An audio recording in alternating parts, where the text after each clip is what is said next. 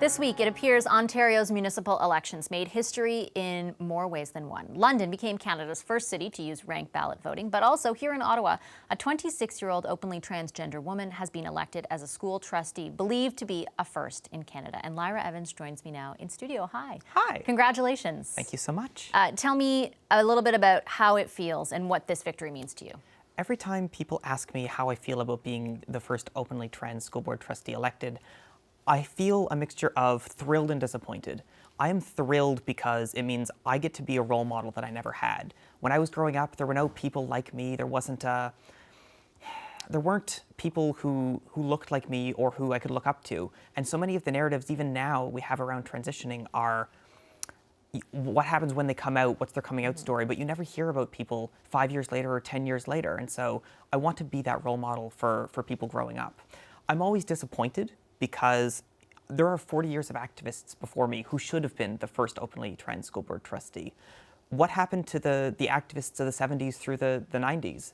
They died to the AIDS crisis and they died to government inaction. And being told that I am the first is sort of sombering and disappointing because of that. Is the responsibility of being the first a heavy weight to carry? I certainly think it is. I think it's, whenever you're a marginalized person who's given a platform, you are perceived to be speaking on behalf of all people of that identity or all people of that marginalization. And like any group of people, there are going to be differing opinions. And so whatever I say might not be the opinion of all other people. And so you have to take those sorts of things with a lot of weight. Can you tell us a bit about your road here? And I asked, we sort of indicated when we were throwing to this that you were homeless at one point. I was. What was your road here? I've been doing community activism for 10 years. I've done LGBTQ work and homelessness work for the better part of a decade.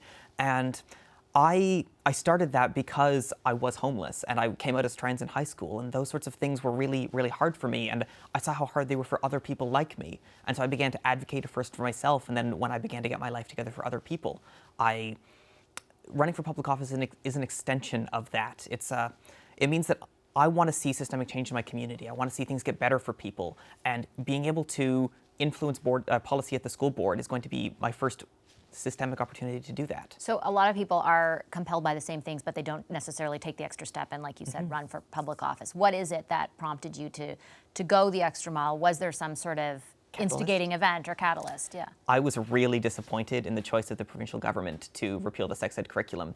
I used to volunteer for Planned Parenthood with the Insight Theatre program, teaching sex ed in high schools, and I saw firsthand how much people weren't getting from the 1998 curriculum and how much they should be getting, because they need to learn about consent. They need to learn about the dangers of the internet and how to be safe on the internet. They need to learn all the things the 1998 curriculum doesn't teach, but the 2015 one does. And when they said they were going to be rolling it back, I said, it's time to get involved. It's time to put my name forward and to advocate for that. So can I ask you, because we've covered that issue quite a bit on the show, and there are various polls that have been done that show there is a lot of parental support for changing that curriculum or rolling it back in some capacity.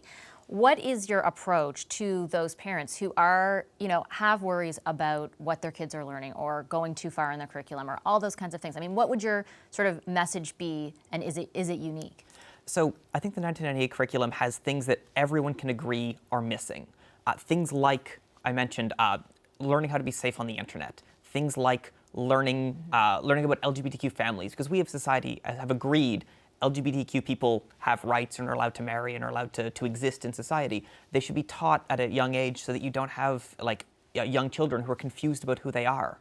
How do you think it would have made a difference to your life if that stuff had been taught in schools? So I didn't have the words. Trans was not I grew up in Carp, so it's a very small town, and the language around it didn't exist. I was just someone who, I did ballet growing up, I did figure skating, I did many more of the traditionally girly things, but I couldn't express my feelings because I wasn't given the language to do so. And it wasn't until I came into the city proper, until I hit my mid-teenage years, that I realized this is who I am, this is who I was always. I just didn't have the language behind it. And so teaching young people that language will give them ways to express themselves.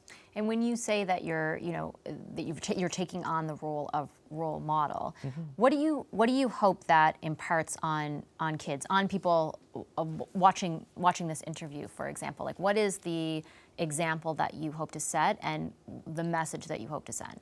I really want young people who turn out to be trans that to realize that you can be successful and be trans, that you can be happy and be trans. Like I said, so much. Did you struggle with that? Did you think that you would be successful and happy, and how much of a struggle was How it? many role models can you name of successful, happy trans people?